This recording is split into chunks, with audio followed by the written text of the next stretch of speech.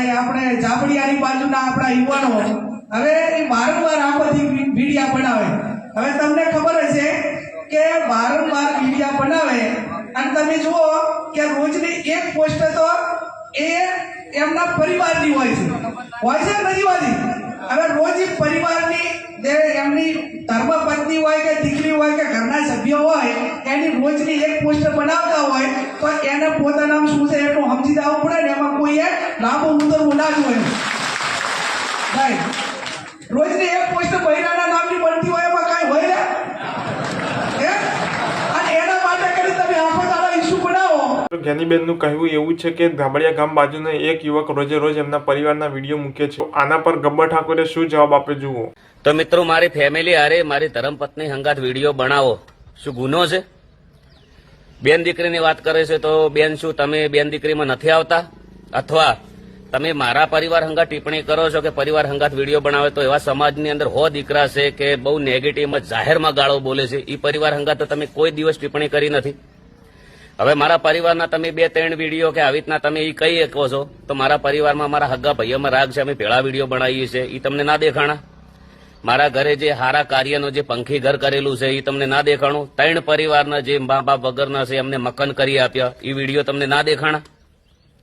તમને મને તો એ ખબર નથી કે તમે સમાજ સેવા માટે મીટિંગ કરો છો કે મારા પરિવાર માટે મીટિંગ કરો છો. જે જગ્યાએ મીટિંગ હોય એ જગ્યાએ મારા પરિવારના વિરોધમાં તમારા લોકોને ઉશ્કેરવાના, લોકોને અમારા વિરોધમાં વાતો કરવાની. કાલ ઉઠીને તો તમે એમ કહો કે આ બંને ભાઈઓને મારો. સત્તાનો ઉપયોગ સદઉપયોગ કરો, એનો દુરુપયોગ મત કરો. અને મને તો એ ખબર નથી પડતી કે બેન તમે આટલા નસીબદાર છો, આ હોદ્દો મળવો ને જે સાંસદ વાળો જેવા તેવા વ્યક્તિને નથી મળતો. એનો તમને આ હોદ્દો ડીજે વાળા હંગાર લડવા માટે મળ્યો છે કે ભુવાજી હંગાર લડવા માટે મળ્યો છે કે કલાકારો હંગાર લડવા માટે મળ્યો છે કે દશામાં હંગાર લડવા માટે મળ્યો છે? મને તો એ જ ખબર નથી પડતી. ભાજપના કાર્યકર્તા એટલા બધા સ્ટેજ ઉપર આવે છે, કેમ કોઈ વ્યક્તિ બોલતો નથી?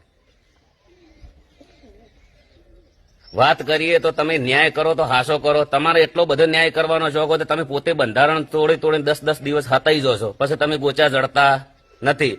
જે સમાજવાળા કોઈ બી આગેવાન તમારે ભેળા રહીને ખાવાનું, ભેળા રહીને દંડ લેવાનો, એક જણા કંથી દંડ લેવાનો, બીજા છોકરા સમાજ બહાર કાઢવાના. મેન મુદ્દાની વાત કરીએ કે તમે પંચાયત કેવી રીતે કરી. તમે કોઈ બી ના ઘરે જો છો અવસરની અંદર તો તમે ત્યાંથી 1.5 લાખ રૂપિયા લ્યો છો. અમે કોઈ બી ના ઘરે અવસરમાં જઈએ અમારા કુટુંબમાં ગાવા તો તમે અમને નાત બાર મૂકી દો છો. તો તમારે નાત બાર જવું જોઈએ.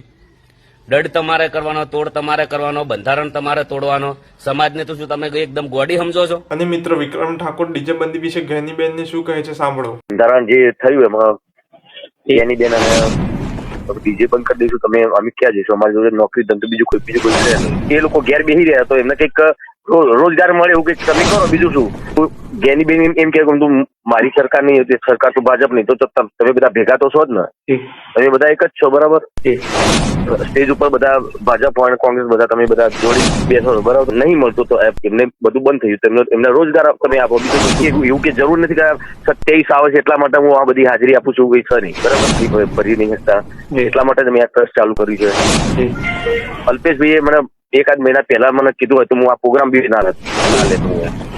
દારૂનું વ્યસન કરતો હોય, 2 વર્ષ પછી 4 વર્ષ પછી વિક્રમભાઈ ગમે ત્યારે રાજકારણમાં ઉભા રહેશે તો ગુજરાતનો સુપરસ્ટાર વિક્રમ ઠાકોર માટે ગબ્બર ઠાકોર અને અર્જુન ઠાકોરનો ફૂલ સપોર્ટ રહેશે. વિક્રમ ઠાકોર માટે માથું આપવાનું થશે તો અર્જુન ઠાકોર, ગબ્બર ઠાકોર માથું પણ આપી દેશે.